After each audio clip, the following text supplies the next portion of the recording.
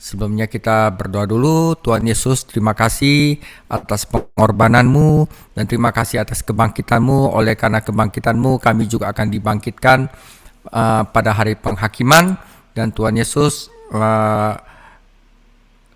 berkati pengajaran hari ini, berkati sharing ini, agar firman yang disampaikan dapat berguna bagi kami. Terima kasih Tuhan Yesus, dalam namamu kami sama-sama berdoa. Amin. Saudara, hari ini adalah pengajaran terakhir dari Injil Lukas, yaitu anak manusia menang, yaitu Lukas 24. Sebelumnya saya akan memberikan gambaran. Setelah Injil Lukas itu kita akan masuk ke dalam 3 pengajaran tentang uang ya. Jadi saya akan sharing apa yang tidak bisa dibeli dengan uang, mengatasi hutang, dan apa yang salah dengan judi. 3 pengajaran itu. Setelah itu kita lanjutkan kepada eksegesis surat Roma. Ini surat Roma itu adalah bagaimana bisa dibenarkan di hadapan Allah. Dengan kata bagaimana bisa diselamatkan. Dan ini salah satu kitab yang penting dalam Alkitab ya.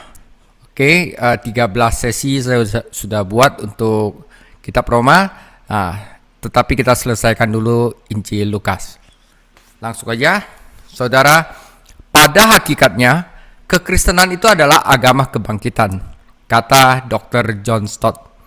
Jika Anda menghilangkan kebangkitan Kristus, maka Anda bisa lupakan tentang Kristen. Kekristenan akan hancur.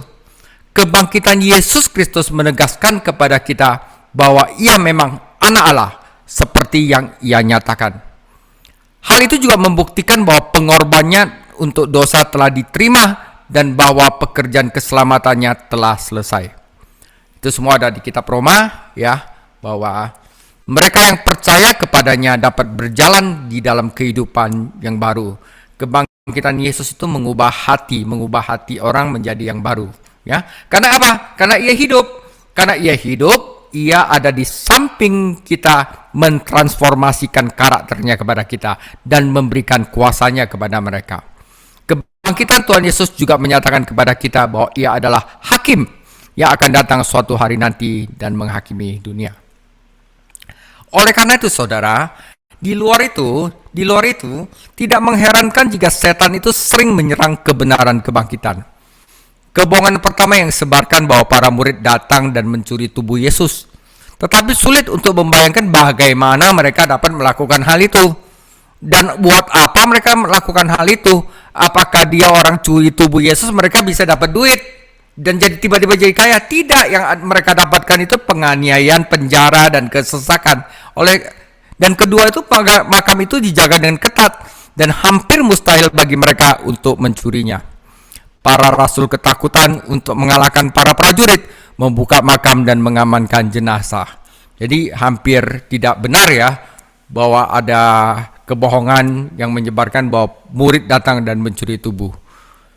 Tetapi rintangan terbesar bukan itu saudara. Rintangan terbesar adalah kenyataan bahwa para rasul sendiri tidak percaya bahwa Yesus akan bangkit. Mengapa kalau begitu mereka mencuri jenazahnya dan mencoba melakukan tipuan? Saudara, kebohongan kedua adalah bahwa Yesus sebenarnya tidak mati di kayu salib, tetapi hanya pingsan atau ditukar ketika Ia dimasukkan ke dalam makam yang dingin. Di sana Ia hidup kembali. Tetapi Pilatus dengan cermat memeriksa dengan perwira Romawi untuk memastikan apakah Yesus sudah mati. Dan para prajurit Romawi yang mematahkan kedua kaki pencuri itu tahu bahwa Yesus telah mati. Lebih jauh lagi, bagaimana mungkin makam yang dingin dapat mengubah tubuh Kristus sehingga dapat muncul dan menghilang serta berjalan menembus pintu yang tertutup? Saudara, pesan Injil didasarkan pada kematian Yesus Kristus dan kebangkitannya. Para rasul diutus sebagai saksi kebangkitannya, dan penekanan dalam kitab kisah para rasul adalah pada kebangkitan Yesus Kristus. Ini menjelaskan mengapa tabib Lukas mengakhiri kitabnya dengan laporan tentang beberapa penampakan Yesus setelah Ia bangkit dari kematian. Ya, Ia pertama kali menampakkan diri kepada Maria Magdalena, kemudian kepada perempuan-perempuan lain, dan kemudian kepada 2 orang laki-laki dalam perjalanan ke Emmaus. Pada suatu waktu Ia juga menampakkan diri kepada Petrus, dan kepada saudara tirinya Yakobus. Pada malam itu ia menampakkan diri kepada para rasul, tetapi Thomas tidak bersama mereka. Seminggu kemudian ia menampakkan diri kepada rasul lain khususnya untuk Thomas. Ia menampakkan diri kepada 7 rasul ketika mereka sedang memancing di Laut Galilea. Ia menampakkan diri beberapa kali kepada para rasul sebelum kenaikannya, mengajar mereka dan mempersiapkan mereka untuk pelayanan mereka.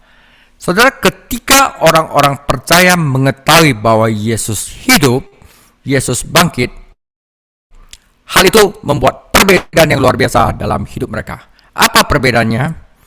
Hati yang bingung, ia membuka makam. Hati yang putus asa, ia membuka mata mereka. Hati yang gelisah, ia membuka pikiran mereka. Dan hati yang bersukacita, ia membuka bibir mereka. Kita bahas yang pertama, hati yang bingung, ia membuka makam. Saudara, Lukas 24 ayat 1-12. Tetapi pagi-pagi benar pada hari pertama minggu itu, mereka pergi ke kubur membawa rempah-rempah yang telah disediakan mereka.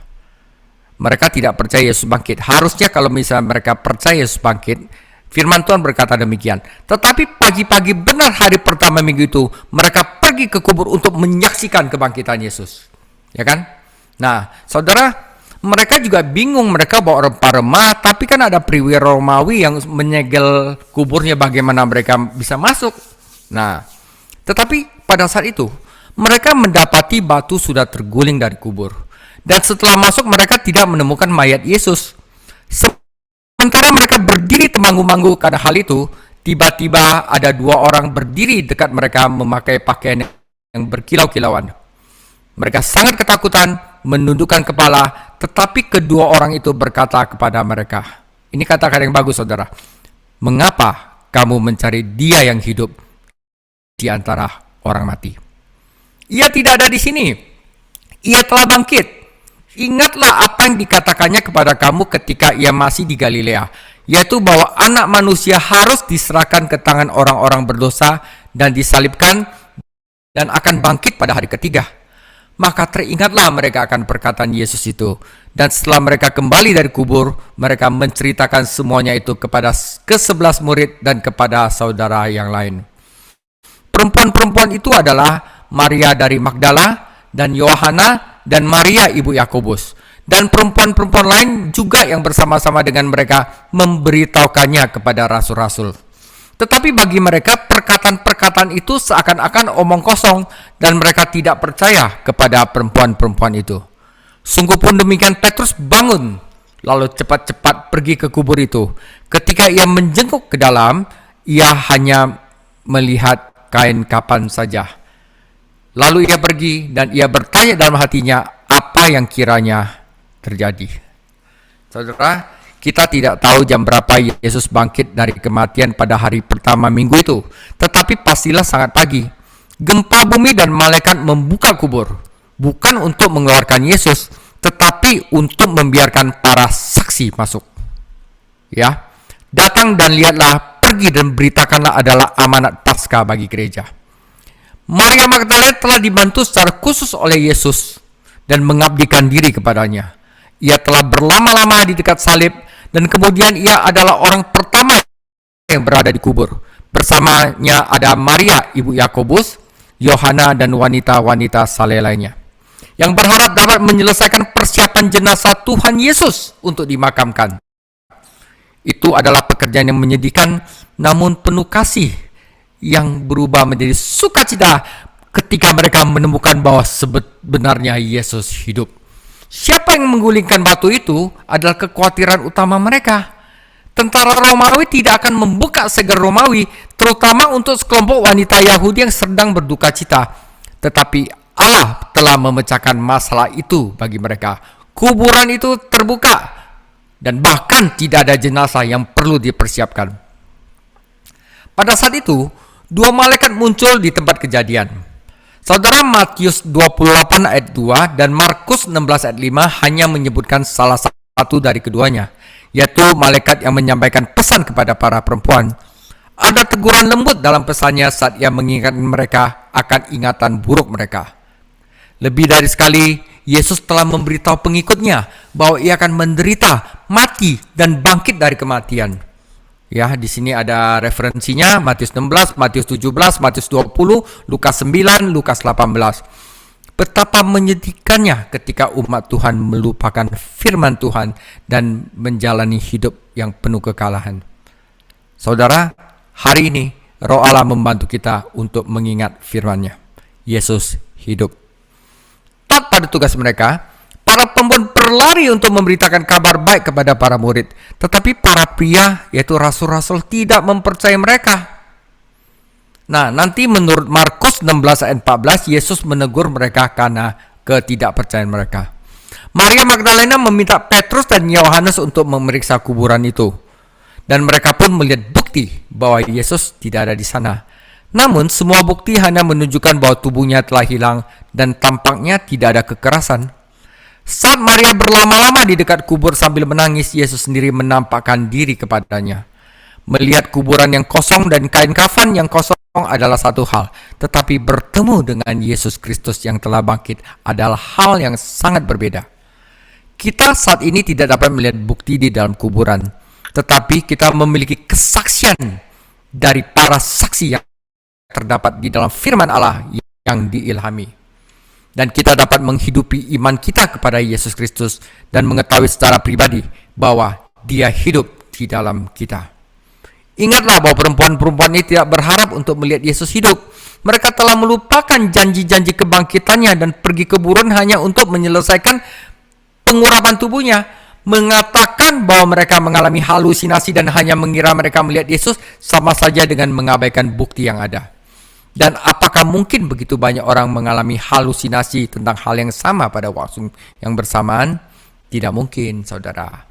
Mereka menjadi saksi yang bersemangat, bahkan kepada para pemimpin mereka, bahwa saudara, Yesus Kristus hidup. Bagian kedua, saudara. Ya. Pada hari itu juga, 2 orang dari murid-murid Yesus pergi ke sebuah kampung bernama Emmaus, yang terletak kira-kira 7 mil jauhnya dari Yerusalem. Dan mereka bercakap-cakap tentang segala sesuatu yang telah terjadi. Ketika mereka sedang bercakap-cakap dan bertukar pikiran, datanglah Yesus sendiri mendekati mereka, lalu berjalan bersama-sama dengan mereka. Tetapi ada sesuatu yang menghalangi mata mereka, sehingga mereka tidak dapat mengenal Dia. Yesus berkata kepada mereka, "Apakah yang kamu percakapkan sementara kamu berjalan?" Maka berhentilah mereka dengan muka muram. Seorang dari mereka bernama Kleopas menjawabnya, "Adakah engkau satu-satunya orang asing di Yerusalem yang tidak tahu apa yang terjadi di situ pada hari-hari belakangan ini?" Katanya kepada mereka, "Apakah itu?" Jawab mereka, "Apa yang terjadi dengan Yesus orang Nazaret? Dia adalah seorang nabi yang berkuasa dalam pekerjaan dan perkataan di hadapan Allah dan di depan seluruh bangsa kami. Tetapi imam-imam kepala dan pemimpin-pemimpin kami telah menyerahkan Dia untuk dihukum mati dan mereka telah menyalibkannya. Padahal kami dahulu mengharapkan bahwa Dialah yang datang untuk membebaskan bangsa Israel," dalam tanda kutip, kepada orang Romawi. Tetapi sementara itu telah lewat 3 hari sejak semuanya itu terjadi. Tetapi beberapa perempuan dari kalangan kami telah mengejutkan kami. Pagi-pagi buta mereka telah pergi ke kubur dan tidak menemukan mayatnya. Lalu mereka datang dengan berita bahwa telah kelihatan kepada mereka malaikat-malaikat yang mengatakan bahwa Ia hidup. Dan beberapa teman kami telah pergi ke kubur itu dan mendapati bahwa memang benar yang dikatakan perempuan-perempuan itu, tetapi Dia tidak mereka lihat.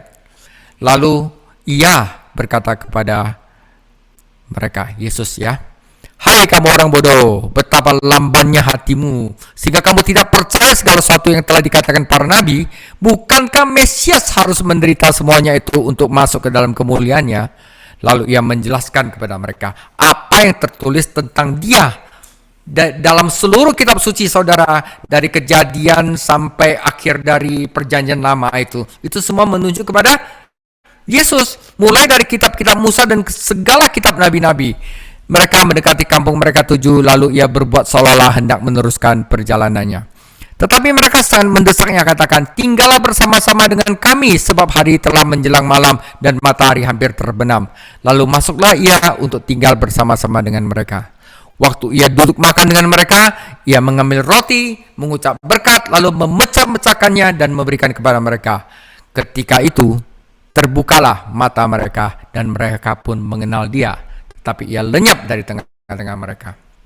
Kata mereka kepada seorang yang lain, bukankah hati kita berkobar-kobar ketika ia berbicara dengan kita di tengah jalan dan ketika ia menerangkan kitab suci kepada kita?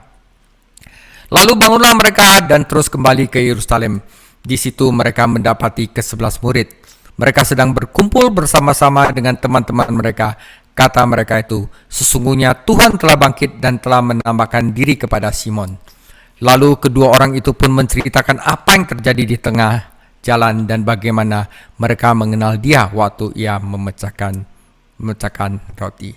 Jadi Yesus sedang menarik saksi mata bahwa ia bangkit, saudara ya. Nah saudara, hati yang putus asa, dua orang pergi ke Emmaus yang putus asa dan Yesus membuka mata mereka. Emmaus adalah sebuah desa kecil yang terletak 7-8 mil di barat laut Yerusalem. Dua orang yang berjalan dari Yerusalem ke Emmaus adalah murid-murid yang putus asa. Padahal sebenarnya mereka tidak punya alasan untuk putus asa. Mereka telah mendengar laporan dari para perempuan bahwa kuburan itu kosong dan Yesus hidup. Tetapi mereka tidak mempercayainya. Mereka berharap Yesus akan menebus Israel. Tetapi harapan mereka telah hancur. Kita mendapat kesan bahwa orang-orang ini putus asa dan kecewa karena Allah tidak melakukan apa yang mereka inginkan. Mereka melihat kemuliaan kerajaan, tetapi mereka gagal memahami tentang penderitaan. Yesus yang penuh kasih berjalan bersama mereka, mendengar percakapan mereka yang penuh semangat dan berapi-api. Tidak diragukan lagi mereka mengutip berbagai nubuat perjanjian lama dan mencoba mengingat apa yang telah diajarkan Yesus. Tetapi mereka tidak bisa menyatukan semuanya dan menghasilkan penjelasan yang masuk akal. Apakah dia gagal atau berakhir? Mengapa dia harus mati? Apakah ada masa depan bagi bangsa-bangsa itu?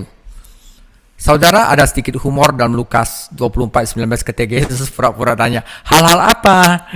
Ia telah berada di pusat semua yang terjadi di Yerusalem dan sekarang ia meminta mereka untuk menceritakan apa yang terjadi. Saudara, Tuhan Yesus sabar sekali ya. Dia mencoba agar mereka mengorek ingatan mereka. Betapa sabarnya Tuhan kita terhadap kita saat ia mendengarkan kita menceritakan apa yang sebenarnya sudah ia ketahui.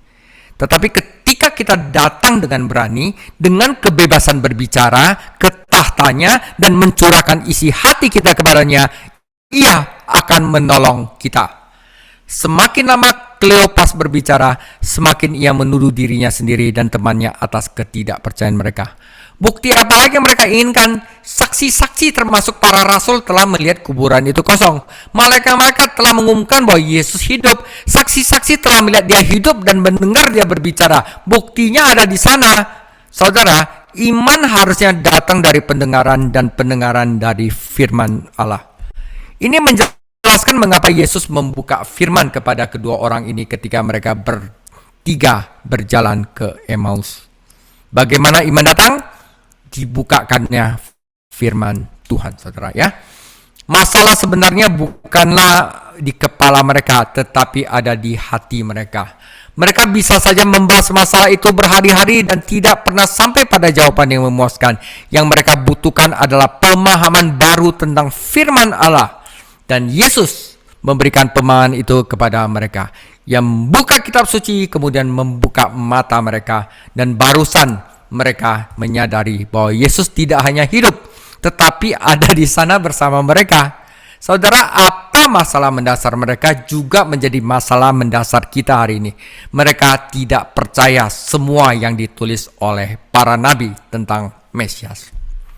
Itulah masalah kebanyakan orang Yahudi pada masa itu. Mereka melihat Mesias sebagai penebus yang menaklukkan, tetapi mereka tidak melihat Mesias sebagai hamba yang menderita. Ketika mereka membaca perjanjian lama, mereka melihat kemuliaan tetapi bukan penderitaan. Mereka melihat mahkota bukan salib. Para pengajar pada masa itu tidak jauh berbeda dengan para pengkhotbah sukses saat ini. Ya saudara, sorry ya, pengkhotbah sukses saat ini yang buta terhadap keseluruhan pesan Alkitab. Konferensi Alkitab itu sungguh luar biasa dan aku bisa berharap ada di sana. Bayangkan guru terhebat menjelaskan tema-tema terhebat dari kitab terhebat dan membawa berkat-berkat terbesar bagi kehidupan manusia. Mata terbuka untuk melihat dia, hati terbuka untuk menerima firman, dan bibir terbuka untuk menceritakan kepada orang lain apa yang Yesus katakan kepada mereka. Mungkin Yesus memulai dari Kejadian 3:15, janji pertama sang penebus, dan menelusuri janji itu melalui kitab suci. Yang mungkin berhenti sejenak di Kejadian 22 yang menceritakan tentang Abraham yang meletakkan putra satu-satunya yang dikasihnya di atas mezbah. Tentu ia menyentuh Paskah, kurban-kurban orang Lewi, upacara-upacara di tabernakel, hari perdamaian, ular di padang gurun, hamba yang menderita dalam Yesaya 53, dan pesan-pesan kenabian dalam Mazmur 22 dan 69. Saudara, kunci untuk memahami Alkitab adalah melihat Yesus Kristus di setiap halaman Alkitab. Saudara, Anda cabut Yesus Kristus di dalam Perjanjian Lama, tidak ada lagi yang tersisa. Ia tidak hanya mengajarkan doktrin atau nubuat, ia mengajarkan hal-hal yang berkaitan dengan dirinya sendiri. Orang-orang yang telah berbicara kepada Yesus dan mendengarkan Yesus, dan ketika ia berpura-pura akan melanjutkan sendiri, mereka meminta Yesus untuk pulang bersama mereka. Mereka telah dimenangkan oleh firman Allah, dan mereka bahkan tidak tahu siapa orang asing itu.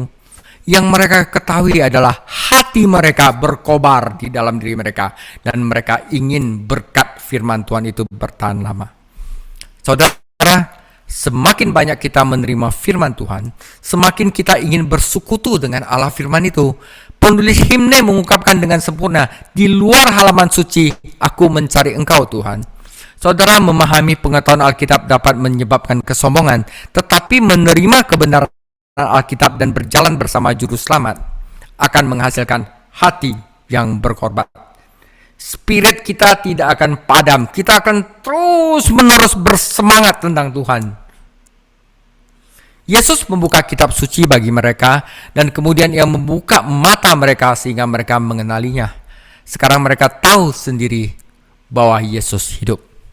Yesus mau orang yang bersaksi bagi dia, ya. Mereka memiliki bukti berupa kuburan yang terbuka, para malaikat, para saksi, kitab suci, dan sekarang pengalaman pribadi mereka dengan Tuhan. Fakta bahwa Yesus menghilang tidak berarti ia meninggalkan mereka.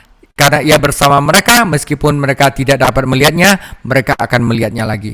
Bukti terbaik bahwa kita telah memahami Alkitab dan bertemu dengan Yesus Kristus yang hidup adalah bahwa kita memiliki sesuatu yang menarik untuk kita berikan kepada orang lain, saudara.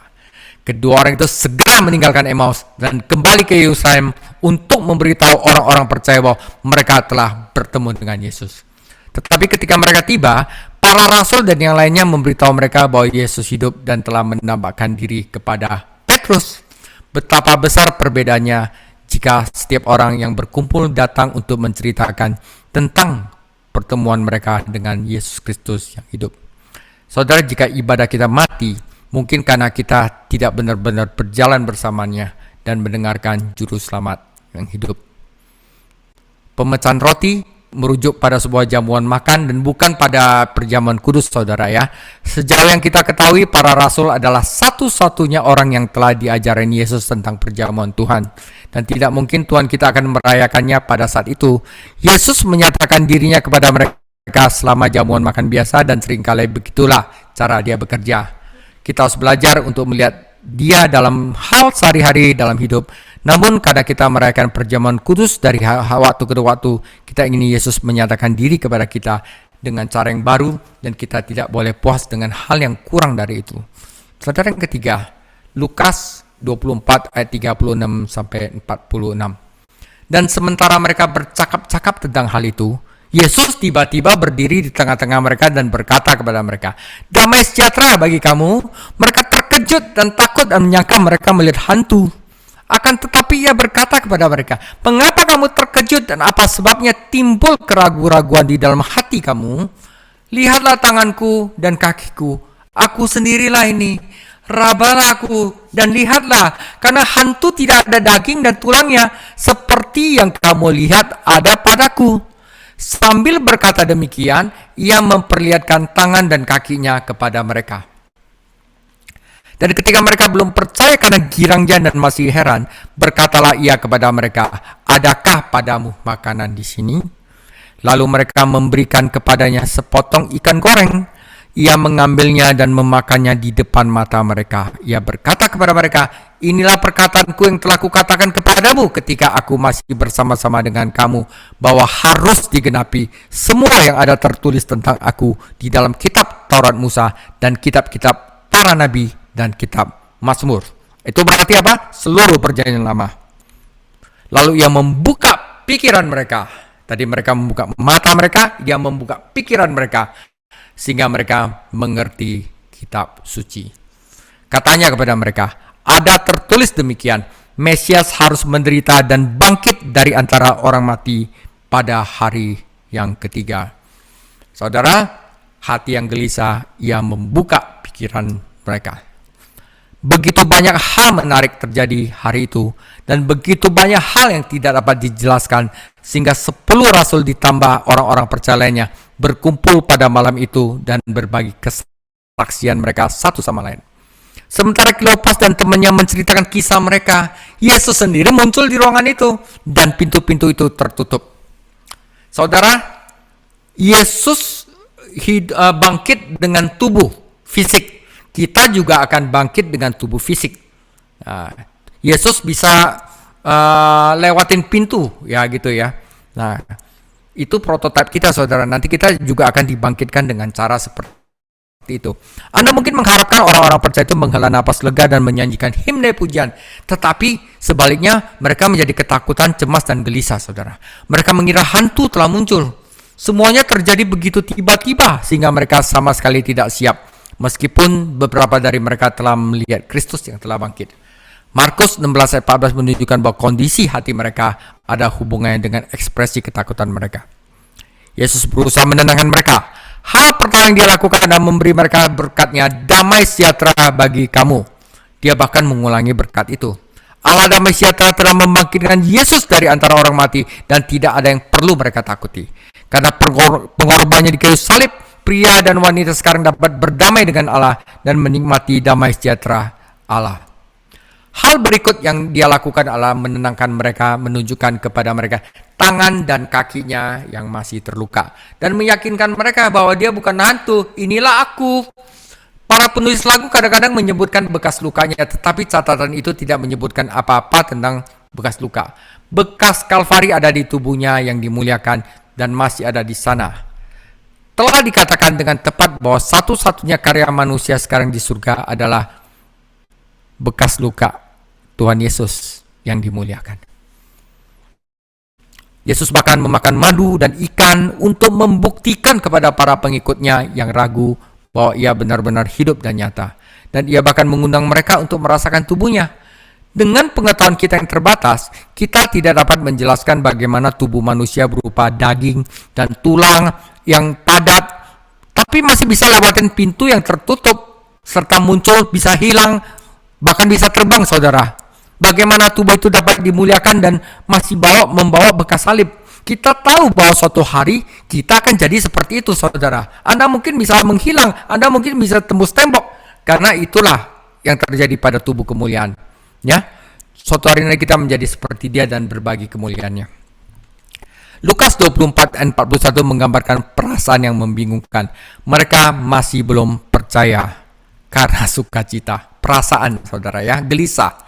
Itu terlalu indah untuk menjadi kenyataan. Yakub merasakan hal yang sama ketika ia mendapat kabar bahwa Yusuf hidup kembali, dan bangsa Israel mengalaminya ketika Allah memberi mereka pembebasan yang besar. Yesus telah memberitahu murid-muridnya bahwa mereka akan bersukacita ketika melihat dia lagi dan janji ini digenapi. Sumber kedamaian dan kepastian terakhir adalah firman Allah. Jadi Tuhan kita membuka apa? Pemahaman mereka tentang kitab suci perjanjian lama, sama seperti yang telah dia lakukan dengan murid-murid di Emmaus. Dan kita sekarang juga harus dibukakan tentang kitab suci perjanjian lama yang menunjuk kepada Yesus. Lagi pula orang-orang percaya tidak diutus ke dunia untuk membagikan pengalaman pribadi mereka sendiri. Saudara ya, saudara jadi Kristen, Jadi Kristen semua masalah hilang, jadi kaya. Jangan bagikan itu, tapi bagikan kebenaran firman Tuhan tentang Yesus. Ya, kita saat ini tidak dapat menyentuh dan merasakan Tuhan Yesus, tidak perlu kita melakukannya, tetapi kita dapat menaruh iman kita kepada firman Allah. Yesus tidak hanya memungkinkan mereka untuk memahami hukum Taurat, kitab para nabi dan Mazmur, tetapi dia juga mengingatkan mereka tentang apa yang telah diajarkan kepada mereka, dan dia menjelaskan bagaimana semuanya saling berkaitan. Sekarang mereka mulai memahami perlunya penderitaan dan kematiannya, dan bagaimana salib berhubungan dengan janji kerajaan. Saudara, betapa istimewanya bagi mereka yang mendengarkan Yesus sebagai guru yang menjelaskan firman Tuhan. Saudara, bagian terakhir, dan lagi, dalam namanya berita tentang pertobatan dan pengampunan dosa harus disampaikan kepada segala bangsa, mulai dari Yerusalem. Kamu yang melihat ini, yang melihat aku bangkit adalah saksi dari semuanya ini. Dan aku akan mengirim kepadamu apa yang dijanjikan Bapakku. Tetapi kamu harus tinggal di dalam kota ini sampai kamu diperlengkapi oleh kekuasaan dari tempat tinggi, yaitu Roh Kudus. Lalu Yesus membawa mereka keluar kota sampai dekat Betania. Di situ ia mengangkat tangannya dan memberkati mereka. Dan ketika ia sedang memberkati mereka, ia berpisah dari mereka dan terangkat ke surga. Mereka sujud menyembah kepadanya lalu pulang ke Yerusalem dengan sangat bersukacita. Dan akhirnya mereka taat kepada Tuhan Yesus. Mereka senantiasa berada di dalam bait Allah dan memuliakan Allah. Kitab Lukas dimulai dari bait Allah dan ditutup di dalam bait Allah, saudara. Ya, kita akan dengar penjelasan terakhir. Hati yang bersukacita yang membuka bibir mereka untuk memberitakan tanggung jawab mereka. Saudara, hak istimewa selalu membawa tanggung jawab. Kalau Anda diberikan kemampuan untuk mengerti firman Tuhan, Anda mempunyai tanggung jawab untuk mengajar. Jika Anda diberikan hak istimewa untuk mendapatkan uang, maka membawa tanggung jawab Anda untuk berbagi. Ya, semua orang itu ada tanggung jawabnya. Ya, dan di sini mereka harus menjadi saksi dari semua yang telah ia katakan dan lakukan. Seorang saksi adalah seorang yang dengan tulus menceritakan apa yang telah dilihatnya, apa yang didengarnya. Dan kata saksi digunakan satu atau lain cara sebanyak 29 kali di dalam kitab Kisah Para Rasul. Sebagai orang Kristen, kita bukanlah hakim atau jaksa penuntut yang diutus untuk menghukum dunia. Kita adalah saksi untuk memberitakan Yesus Kristus, yang menunjuk kepada Yesus Kristus dan memberitahu orang berdosa tersebut bagaimana cara diselamatkan. Nah, ini nanti saya ajarkan dalam kitab Roma, saudara. Bagaimana mungkin sekelompok orang biasa dapat berharap untuk memenuhi tugas semacam ini? Saudara, Allah berjanji untuk memberikan kuasa, dan ia melakukannya. Pada hari Pentakosta, Roh Kudus turun atas jemaat dan mereka kuasa untuk memberitakan firman. Setelah Pentakosta, Roh terus memenuhi mereka dengan kuasa yang besar. Bersaksi bukanlah sesuatu yang kita lakukan untuk Tuhan. Ini adalah sesuatu yang Dia lakukan melalui kita jika kita dipenuhi oleh Roh Kudus. Ada perbedaan besar antara pembicaraan penjualan dan kesaksian yang diberdayakan oleh Roh Kudus. Saudara, orang tidak datang kepada Kristus di akhir sebuah perdebatan. Ya, jadi nggak usah kita debat lah, saudara. Bersaksi itu beritahu saja, saudara. Simon Petrus datang kepada Yesus karena Andreas mengikutinya dengan kesaksian. Kita maju dalam otoritas namanya, dalam kuasa rohnya, dan memberitakan Injil kasih karunia-Nya. Jadi di dalam Lukas 24 ayat 50-52 harus dibandingkan dengan Markus 16 ayat 19-20 dan Kisah Para Rasul 1 ayat 9-12. Karena suatu alasan, kenaikan Tuhan kita tidak diberi penekanan yang layak di gereja. Pikirkanlah apa artinya baginya untuk kembali ke surga dan duduk di tata kemuliaan. Kenaikannya adalah bukti bahwa Dia telah menaklukkan setiap musuh, bahwa Dia telah memerintah dengan maha kuasa jauh di atas segala sesuatu. Di surga saat ini, Tuhan Yesus melayani sebagai imam besar kita dan pembela kita. Sebagai imam besar, Ia memberikan kita kasih karunia yang kita butuhkan untuk menghadapi ujian dan godaan. Dan jika kita gagal, sebagai pembela Ia mengampuni dan memulihkan kita ketika kita mengakui dosa-dosa kita. Sebagai kepala gereja yang dimuliakan, Yesus Kristus akan memperlengkapi umatnya untuk hidup bagi Dia dan melayani Dia di dunia ini. Melalui firman Allah dan doa, Ia melayani kita melalui rohnya dan menjadikan kita semakin serupa dengan dirinya. Tentu saja ia juga sedang mempersiapkan rumah bagi umatnya di surga. Dan suatu hari ia akan kembali membawa kita untuk bersama-sama selamanya. Saudara, sebagai penutup dan juga penutup dari pembahasan Injil Lukas, hal terakhir yang Tuhan Yesus lakukan adalah memberkati umatnya. Dan hal pertama yang mereka lakukan adalah menyembah Dia. Keduanya selalu berjalanan beriringan. Karena ketika kita benar-benar menyembah Dia, Dia akan membagikan berkat-Nya. Ya. Dia tidak hanya membuka bibir mereka untuk bersaksi, tetapi Dia juga membuka bibir mereka untuk menyembah dan memuji Dia. Tabib Lukas membuka Injilnya dengan adegan di bait suci, dan ia menutup Injilnya dengan cara yang sama. Tetapi betapa kontrasnya antara iman yang tidak percaya dan diam dengan orang-orang kudus yang percaya dan bersukacita. Lukas telah menjelaskan bagaimana Yesus pergi ke Yerusalem dan menyelesaikan pekerjaan penebusan. Kitabnya dimulai dan berakhir di Yerusalem. Tetapi kitab tabib Lukas berikutnya, Kisah Para Rasul, akan menjelaskan bagaimana Injil itu menyebar dari Yerusalem ke Roma.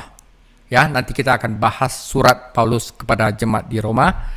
Ya, setelah 3 pengajaran tentang uang. Apakah Injil menyebar ke ujung bumi dari Yerusalem Anda? Selamat saudara, kita telah menyelesaikan Injil Lukas. Minggu depan kita akan bahas dengan apa yang tidak bisa dibeli dengan uang. Tuhan Yesus memberkati.